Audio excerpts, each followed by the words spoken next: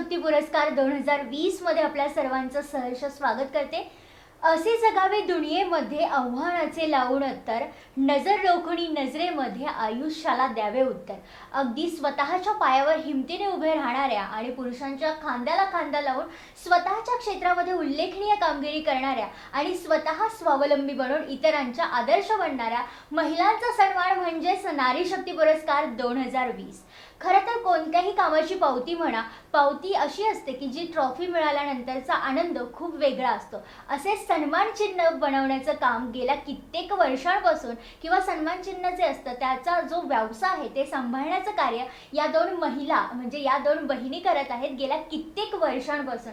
तर आज आपल्या आवडच्या स्टुडिओमध्ये अशा दोन बहिणी आलेल्या आहेत ज्यांचं नाव आहे शिल्पा शिंदे आणि इकडे बसलेले आहेत त्यांचं नाव आहे दीपा शिंदे। सर्वप्रथम आपल्या आवडच्या स्टुडिओमध्ये तुम्हा दोघींचं देखील खूप खूप स्वागत करते। खरं तर शिल्पा शिंदे या मॅमची ओळख करून देताना सांगेल की गेल्या कित्येक वर्षांपासून सन्मान चिन्ह तयार करण्याचा व्यवसाय त्या सांभाळत आहेत आणि स्वतः एक काउन्सिलिंगचं सुद्धा त्यांनी डिग्री घेतलेली आहे। त्याचप्रमाणे मॅनेजमेंट सुद्धा त्यांनी केलेलं आहे आणि रेकी हे जे काही नवीन क्षेत्र आहे त्याच्याबद्दलची माहिती सुद्धा त्यांना बऱ्यापैकी आहे। असं एक ऑलराऊंडर व्यक्तिमत्व आज आपल्या आवाजच्या स्टुडिओमध्ये आलेलं आहे। आणि दुसरीकडे जे आहे त्या म्हणजे दीपा शिंदे मॅम ज्यांनी फाईन आर्टची डिग्री घेतलेली आहे आणि अर्थातच लहानपणापासून ज्यांना आर्ट क्षेत्रामध्ये असं स्वतःचं व्यक्तिमत्व तयार करायचं होतं अशा दीपा शिंदे मॅम त्या सुद्धा आज आपल्या आवाजच्या स्टुडिओमध्ये आलेल्या आहेत। सर्वप्रथम मॅम माझा पहिला प्रश्न तुम्हाला असा असणार आहे की एकंदरीतच तुमचा शिक्षकी पेशा असताना सुद्धा तुम्ही ट्रॉफी व्यवसायाकडे कशा प्रकाराने वळाला? म्हणजे बरेच वर्ष मी जरी शिकवत असले तरी बाबा अचानक गेले आणि बाबांचं असं एक म्हणणं नेहमी होतं की हे जे दुकान आहे हे तुम्ही कधी पुढे म्हणजे माझ्यानंतर भाड्याने द्याल किंवा असा जरी मनात असा विचार जरी मनात आला तर तो अधिकार तुम्हाला नाही आहे, तुम्ही ते कुणाला तरी दान द्या, कारण हे संस्कार मी तुम्हाला नाही दिलेत, तुम्हाला हे कसं वाढवायचं आहे हे खरे संस्कार मी तुम्हाला दिलेले आहेत। त्यामुळे म्हणजे बाबांसाठी श्रद्धांजली काय होती तर हेच होतं की हा व्यवसाय पुढे कॅरी फॉरवर्ड करायचा आहे। मग अनेक आव्हानं आमच्यासमोर उभी होती, कारण आज बाबा आहेत आणि बाबा नाहीत असं एका दिवसात जेव्हा घडू शकतं आणि आपल्यासमोर इतका मोठा पसारा त्यांनी ठेवलेला असतो, इतकं मोठं ध्येय समोर दिसत असताना या व्यवसायात येण्यापलीकडे पुढचं काही ध्येय नव्हतंच मुळी। म्हणजे हे पुढे कॅरी फॉरवर्ड करणं हे एकमेव उद्देश, एकमेव ध्येय, एकमेव स्वप्न समोर होतं आणि ही खऱ्या अर्थाने बाबांना श्रद्धांजली होती। आणि असं होतं की बाबा असतानाच लोक असे म्हणायचे की बाबांचं नाव राजाभाऊ, तर अरे राजा तो इतकं का करतोय, हे तुझ्यानंतर कोण बघणार आहे सगळं, तुला 3 मुली आहेत। त्यामुळे त्या क्षणाला आम्हाला हे दाखवून द्यायचं होतं की मुलीसुद्धा मागे नाहीत, मुली काय करू शकतात। आणि हे जे म्हणजे डायलॉग किंवा हे जे लोक बोललेले आहेत बाबांना हे आम्हाला खोटं पाडून दाखवायचंच होतं। त्यामुळे म्हणजे शिक्षकी व्यवसायातनं या व्यवसायात अगदी सहज म्हणजे आलोच आम्ही, असं काही ठरवून नाही पण आपोआप आलो आणि याचा खूप आनंद वाटतोय। म्हणजे मॅम तुम्हाला माझा पहिला प्रश्न असा असणार आहे की लहानपणापासूनच तुम्हाला आर्टिस्ट व्हावं असं काही स्वप्न होतं की? अगदी अगदी, कारण बाबा माझे स्वतः आर्टिस्ट होते आणि त्यांनीही अभिनवमधनंच शिकले होते आणि त्यांचंही स्वतःचं स्वप्न होतं की माझी मुलगी आर्टिस्ट व्हायला पाहिजे। सो मला ते लहानपणापासूनच बाबा पेंटिंग करायचे, कसं काढायचे चित्र पटापट ते काढून द्यायचे। सो तेव्हापासून मनात होतं की आपणही छान असंच चित्र काढायचे आणि त्याच्यातच करिअर करायचं। सो कॉलेजही माझं अगदी 1ली-2रीपासून फिक्स होतं लहान। हो, म्हणजे ते मला स्पर्धेंमध्येही घेऊन जायचे वेगवेगळ्या, इवन ताई पण मला घेऊन जायची आणि प्रत्येक ठिकाणी बक्षिसं मिळवायचेच मी।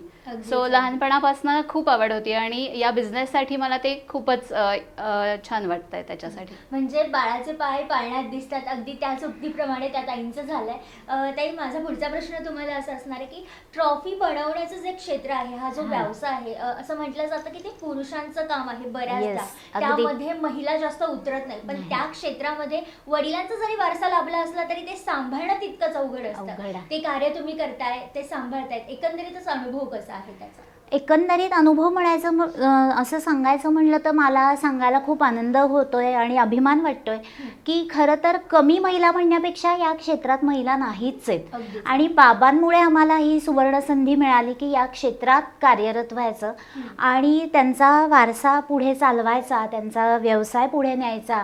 हे इतकं आव्हानात्मक गोष्ट आहे आमच्यासाठी.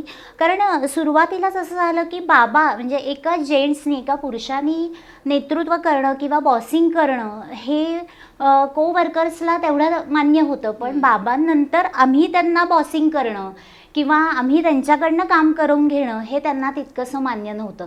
त्यामुळे ते एक खूप मोठं आव्हान होतं आमच्या पुढे की त्यांच्याकडनं म्हणजे बरोबर त्या वेळच्या वेळी काम करून घेणं, ही पहिली गोष्ट. आणि दुसरी गोष्ट अशी आहे की ट्रॉफी म्हणजे दिसताना फक्त ही ट्रॉफी हां ही रेडी झाली असं, पण त्याच्यात इतक्या प्रोसेस आहेत, इतके मटेरियल्स आहेत त्याच्यामध्ये. म्हणजे वुडन आहेत, मेटल आहे, ग्लास आहे, ॲक्रेलिक आहे, मेटल्स वेगवेगळी आहेत आणि ह्या सगळ्या माध्यमातून काम करून एक उत्तम प्रकारची ट्रॉफी तयार करणं हे महत्त्वाचं आव्हान आमच्यासमोर असतं. आणि थीमप्रमाणे वेगवेगळे डिझाईन्स तयार करणं आणि कस्टमरला माहीत नसतं, त्यांना फक्त हे हवं असतं की हां आमचा अशा थीमवर प्रोग्राम आहे आणि त्या बेस्ड आम्हाला काहीतरी ट्रॉफी द्यायची. मग ते एक छान आव्हान आमच्यासमोर असतं की त्यांना बाहेर अशा कुठेही कल्पना म्हणजे मिळणार नाहीत, इतक्या छान आयडियाज आम्ही त्यांना त्यांच्या मनाप्रमाणे क्रिएट करून देतो. अगदीच अगदीच. हां. म्हणजे ज्याप्रमाणे मातीचा गोळा असतो त्याला जसा आकार देऊ तशी त्याची मूर्ती तयार होते, तसंच एक ट्रॉफीच्या बाबतीत आहे. अगदीच, जसं आपण अगदीच, आकार देऊ, अगदीच. सुंदर म्हणजे त्या ट्रॉफीला आकार येतो. पुढचा प्रश्न तुम्हाला असणार आहे ताई की एकंदरीतच तुम्ही ट्रॉफी डिझायनिंग मध्ये त्या डिपार्टमेंटमध्ये काम करत असता की डिझायनिंग करणं तेवढंही सोपं नसतं. म्हणजे डिझायनिंग करायचं म्हटलं तरी तेवढं नॉलेज आपल्याला असणं गरजेचं आहे. हो. तर त्या संदर्भात काय सांगाल? हो, माझं शिक्षण जसं आर्टिस्ट म्हणून आहे, तर त्याच्यामध्ये वेगवेगळ्या कलर स्कीम असतात, वेगवेगळे कंपोजिशन्स असतात. तसं ट्रॉफीमध्ये डिझाईन करताना समोरच्या कस्टमरला काय अपेक्षित आहे ते सुद्धा तुम्हाला जाणून घ्यावं लागतं. सपोज त्यांचे वेगवेगळे फील्ड असतात की असं आपण नारी शक्ती म्हणतोय आपला जो पुरस्कार आहे, तसेच लेडीज ओरिएंटेड जे असतात फंक्शन प्रोग्राम्स त्याच्यासाठी त्यांना लेडी फिगर टाकावी लागते त्याच्यामध्ये. सो उंच भरारी घेणारी, तर त्यांना आवडेल, त्यांना रुजेल अशी मी तयार करून दाखवते त्यांना 2-3 डिझाईन्स आणि कलर स्कीम्स पण. सो त्याच्यामध्ये त्यांना काही आवडतात आणि काही नाही आवडत. सो मग आपण सजेस्ट करायचं की हे तुम्हाला जास्त छान वाटेल, हे छान वाटेल, ह्याच्यात मला माझ्या फील्डचा खूप जास्त उपयोग होतो. अगदीच अगदी. येस. म्हणजे कस्टमरला काय आवडतं याची हां, म्हणजे ते आधी फक्त असते. कल्पना मांडतात की आम्हाला अशी अशी थीम आहे, सो काय आकार घ्यायचा किंवा काय हे आम्हाला काही माहिती नाही असं ते सांगतात. सो मग मी त्या दृष्टीने विचार करून त्यांना जसं अपेक्षित आहे तसं करून देते आणि मग आधी माझं सॉफ्ट डिझाईन होतं आणि त्याच्यानंतर मग ते 3D मध्ये उतरवतो आम्ही अगदीच, असं. अगदीच. पुढचा प्रश्न तुम्हाला की जवळपास तुमचा जो वारसा आहे तो शिक्षणाच्या बाबतीतला आहे आणि अजूनही तुम्ही शिकताय. हां. म्हणजे एकीकडे तुम्ही व्यवसायामध्ये कुठेतरी स्टेबल होताय आणि पुढे तुमचं शिक्षणाचं जे काही ते चालूच आहे, पण मग शिकावं असं तुम्हाला मनापासून कसं काय वाटतं? एक तर असं आहे की कुठलंही फील्ड म्हणजे कुठलंही फील्ड आपण घेतलं तर अपग्रेड आपण होणं फार गरजेचं असतं. पण माझ्या बाबतीत म्हणाल तर बिझनेस असा आहे की त्याच्यात माझ्या या शिक्षणाचा उपयोग कसा होतो हा खूप जणांना प्रश्न असतो. म्हणजे मैत्रिणी पण विचारतात की बिझनेस बघतीये तर हा त्रास का करून घेते, म्हणजे MPhil आणि आता PhDचं टार्गेट आहे. पण लहानपणी म्हणजे अभ्यासात मी बरी असल्यामुळे बाबांचं एक स्वप्न होतं की मी डॉक्टर व्हावं आणि मला त्यावेळेला म्हणजे असं वाटलं की नाही, डॉक्टरपेक्षा टीचर आपण झालो तर छान मुलांमध्ये आपण राहू, आनंदी वातावरणात राहू आणि छान हे फील्ड म्हणजे बाबाही शिक्षक होते, आजीही शिक्षक होती, त्यामुळे ती आवड मे बी अशी मुळातच होती आणि मी टीचर झाले. पण हे जे बाबांचं स्वप्न आणि हे माझं स्वतःचंही स्वप्न आहे की मला माझ्या नावामागे डॉक्टर ही पदवी हवीच आहे आणि हे एक माझं ध्येय आहे म्हणजे आयुष्याचं. त्यामुळे मी शिकत राहते. आणि दुसरी गोष्ट अशी असते की ट्रान्सफर ऑफ लर्निंग म्हणजे आपण जेही काही शिकतो त्याचा उपयोग आपल्याला एका फील्डमधनं दुसऱ्या फील्डमध्ये नक्की होत असतो. म्हणजे जरी मी हे टीचिंग फील्डमध्ये किंवा आता MPhil केलं मी स्त्री सक्षमीकरणामध्ये, PhDचं आहे आता पुढे, तर याचा उपयोग मला बिझनेसमध्ये वारंवार होत असतो. काउन्सिलिंग आहे, त्याच्यामध्ये म्हणजे लोकांशी कसं बोलावं, त्यांच्या मनात काय नेमकं आहे हे मला कळू शकतं. म्हणजे संवाद कसा साधला पाहिजे, अनेक गोष्टींचा उपयोग शिक्षणाचा हा नक्कीच मला व्यवसायात होत असतो. अगदीच, म्हणजे शिक्षणाला जशी मर्यादा नसते हे अगदी. तुमच्याकडून, Yes, एक अगदी, समोर अगदी. उदाहरण आहे असं म्हणलं Yes. अगदीच चुकीचं नाही ठरणार. आणि पुढचा प्रश्न असा की बऱ्याचदा कुटुंबाकडून आपल्याला आधार मिळत नाही आणि हो. तुमच्या कुटुंबियांच्या बाबतीत असं काही आहे का? म्हणजे घरातून सपोर्ट, म्हणजे असं असतं की घरातून ज्यावेळेस सपोर्ट असेल तर एक करायला हुरूप येतो, एनर्जी येते. yes, पण घरातून नक्कीच. नसेल तर मग कुठेतरी आत्मविश्वास डगमगला जाऊ शकतो. पण हो. मग तुमच्या बाबतीत काय आहे नक्की? माझ्या बाबतीत म्हणाल तर मिस्टरांचा मला 100 नाही 1000% सपोर्ट आहे. म्हणजे त्या बाबतीत लकी म्हणता येईल की मला त्याचा खूप प्रचंड सपोर्ट असतो की हां इकडे हे म्हणजे कुठलीही मग ॲडजस्टमेंट करायला तयार असतो. आणि सासू सासऱ्यांचं म्हणाल तर नाही मला सपोर्ट मिळाला. म्हणजे मी मैत्रिणींना पण तेच सांगेल की मे बी शारीरिक किंवा त्यांची मानसिकता नसेल, शारीरिक त्यांचं तेवढं हे नसेल की ते मला मदत करू शकतील. पण तरी पण मी त्यांना थँक्स म्हणेल, कारण त्यांचा मला ज्या प्रकारे सपोर्ट मिळायला हवा आहे तो ते नाही देऊ शकले. तर पण मी स्वतः खूप अशी इंडिपेंडंट झाले. मी थांबून नाही राहिले की हां आपल्याला म्हणजे मला वाटतं बरेचदा की आपल्याला इथे खरं सपोर्ट असता तर किती, आता मुली पाळणाघरात मोठ्या झाल्यात वगैरे, तर मला प्रत्येक वेळेला वाटतं की अरे हा हवा होता. पण नसला तरी हरकत काहीच नाही आहे. आपण स्वतःमध्ये इतकं सामर्थ्य आहे ना की आपला सपोर्ट स्वतःचा आपल्याला असणं फार गरजेचं आहे. मग तो मानसिक असेल, शारीरिक असेल, म्हणजे आपली चौकटही आपण स्वतः तोडली पाहिजे. आणि मला हेच सांगायला आवडेल की बऱ्याच जणींना असं वाटतं की हां सपोर्ट असला तर आपण काहीतरी आपलं करिअर करू शकतो वगैरे, तर असं अजिबात नाही आहे. आपल्याला सपोर्ट नसला तरी आपल्या स्वतःमध्ये तेवढी कपॅसिटी आहे, तेवढं पोटेन्शियल आहे आणि ते पोटेन्शियल ओळखून आपण पुढे गेलंच पाहिजे. म्हणजे बरोबर, अगदीच. म्हणजे स्वतःमधला आत्मविश्वास दृढ करून स्वतःने एक पाऊल टाकणं गरजेचं आहे. येस, अगदीच, अगदी. अगदीच. पुढचा प्रश्न मॅम तुम्हाला असणार आहे की बऱ्याचदा असं होतं की महिलांच्या बाबतीत बिझनेसमध्ये उडी टाकायची की नाही असा प्रश्न त्यांच्या मनात असते. कुठेतरी भीती असते, पुढे जाऊन काय होईल, आपण करू शकू का नाही, असे अनेक प्रश्न त्यांच्या मनामध्ये असेल. त्या महिलांसाठी काय सांगाल तुम्ही? नक्कीच.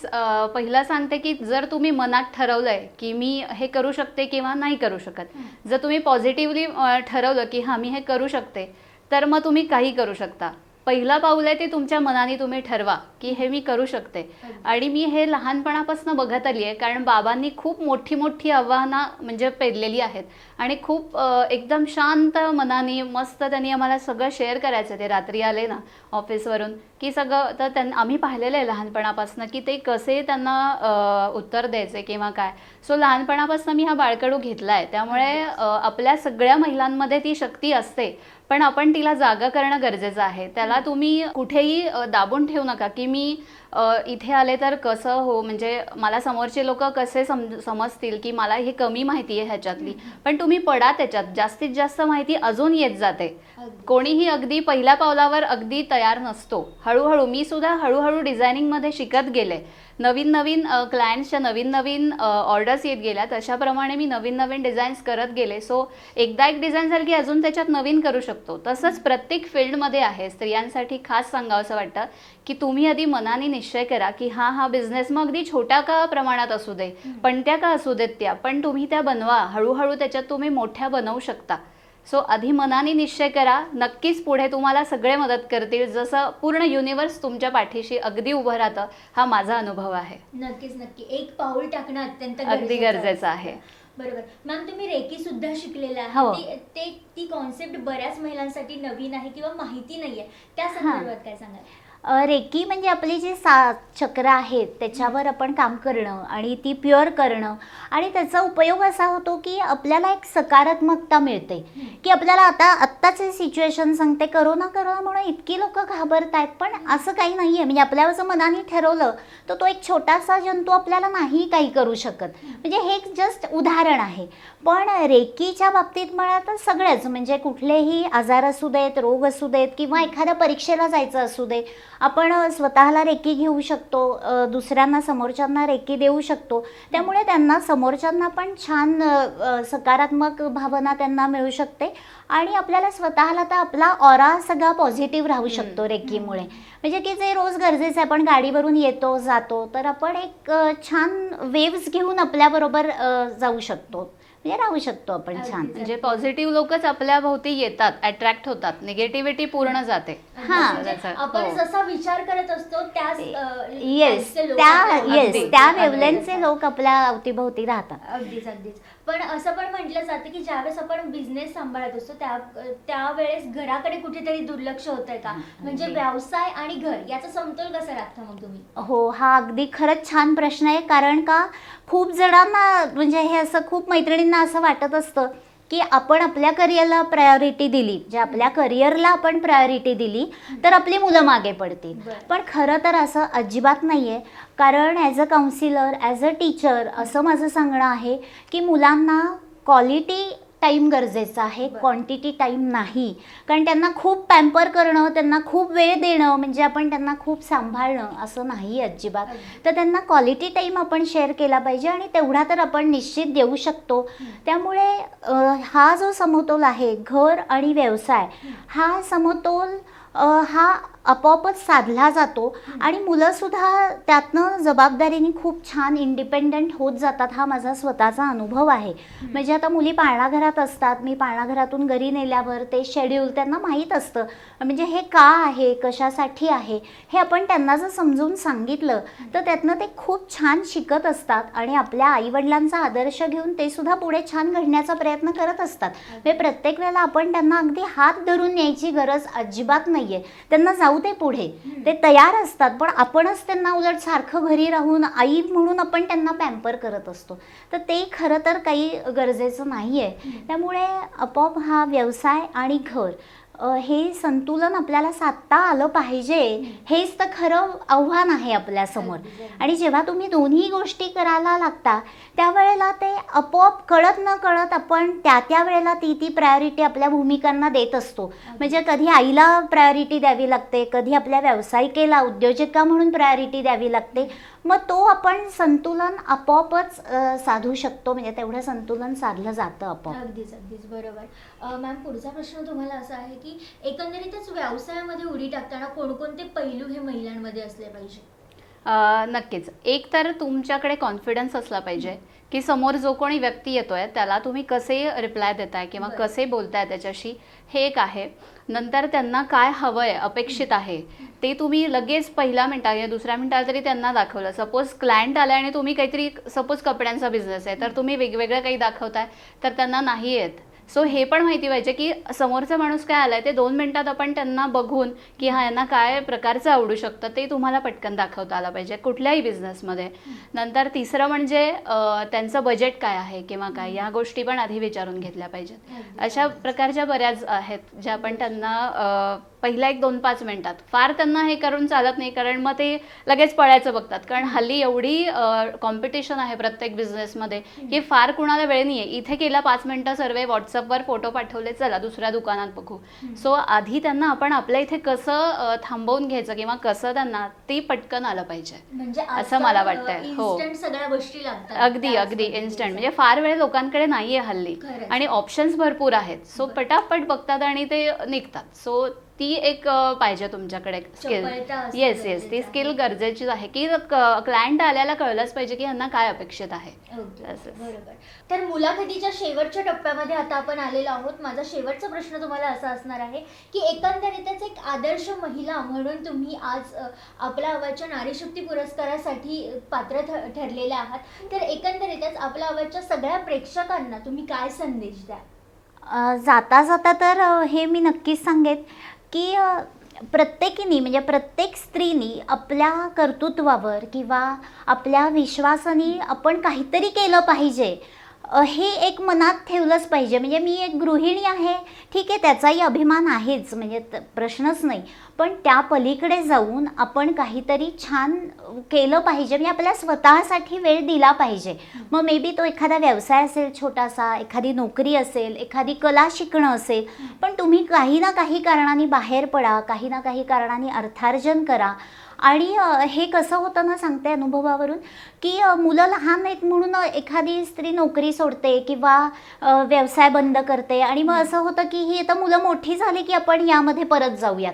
पण ते तसं होत नाही. तोपर्यंत म्हणजे त्यांचा स्वतःचाच आत्मविश्वास न्यूनगंड एक निर्माण होतो की नाही, मी नाही आता काही करू शकत. आणि मग मुलं पण नंतर म्हणायला लागतात की आई तू काय केलं एवढे वर्ष, म्हणजे घरीच तर होतीस तू. मग त्यांना ते खूप फिलिंग असं यायला लागतं, अरे खरंच आहे, आपण काय केलं इतके वर्ष. तर मग मी असं सांगेन की तुम्ही सुरुवातीपासून त्या करिअरमध्ये राहा आणि तुम्हाला जे आवडतंय ते करा, स्वतःसाठी वेळ द्या आणि हे करता करता मुलांना सांभाळा. हेच तर खरं आव्हान आहे आणि हेच आपल्याला पेलता आलं पाहिजे. हेच तर खरं स्किल आहे आपलं. अगदीच बरोबर. मॅम तुम्ही काय सांगा? येस, जसं ताई म्हणाली तसंच, की माझी मुलगी बघत असते की आई कशी जॉबला जाते, तर ती मला आत्तापासूनच म्हणत असते की आई मी पण मोठी झाले की तुझ्यासारखी जॉब करणार, बिझनेस करणार. म्हणजे हे बघून मला असं वाटतं की खरंच ती मला कधीच म्हणत नाही की तू का गं सुट्टी नाही घेत, का सारखी ऑफिसला जाते. पण तिच्याकडे बघून मला जाणीव होतीये की नाही, मुलांना गरज असते तुमची, पण तुम्ही विकेंड्सला टाईम स्पेंड करा, पण एरवी वीकडेजमध्ये तुम्ही तिच्यासाठी आदर्श बना. की हां, का दुसरे बाहेरचे आदर्श हवेत? नाही, मी माझ्या आईसारखी होणार, मी माझ्या बाबांसारखी होणार. कारण मी स्वतः माझ्या आई आणि बाबांना बघूनच मोठी झाली आहे आणि त्यांचाच आदर्श ठेवलेला आहे. आमची आईसुद्धा सकाळी 7ला बाहेर पडायची आम्हाला पाळणाघरात ठेवून. आजी असायची पण माझ्या वेळेस नव्हती. सो मी तिला बघूनच मोठी झाली आहे आणि ठीक आहे, मी पण करू शकते हा आत्मविश्वास मला तिच्याकडे बघूनच आलेला आहे. सो प्रत्येक महिलांना मी सांगते की तुम्हाला असं वाटेल कदाचित की मुलांना आपण नाही वेळ देऊ शकत आहे, पण नाही, थोड्या दिवसांनी तेच म्हणतील की एकमेकांना मुलांमध्ये सांगतील की माझी आई एवढं करते, माझी आई ते करते. सो तुम्ही त्यांच्यासाठी एक आदर्श बना. अगदीच अगदीच. म्हणजे आपण जर आपल्या कामामध्ये 100% दिले तर आपण नक्कीच आदर्श बनू शकतो. हे नक्कीच. या दोन्हीही बहिणींनी सगळ्यांना हा आदर्श घालून देण्याचा प्रयत्न केला. कारण नारीशक्ती पुरस्कार 2020 मध्ये वेळ झाली इथेच थांबण्याची. मात्र अशाच प्रकारे वेगवेगळ्या पुरस्कार प्राप्त महिलांना भेटण्यासाठी पाहत रहा आपला आवाज. हा तुमची साथ आमची. धन्यवाद.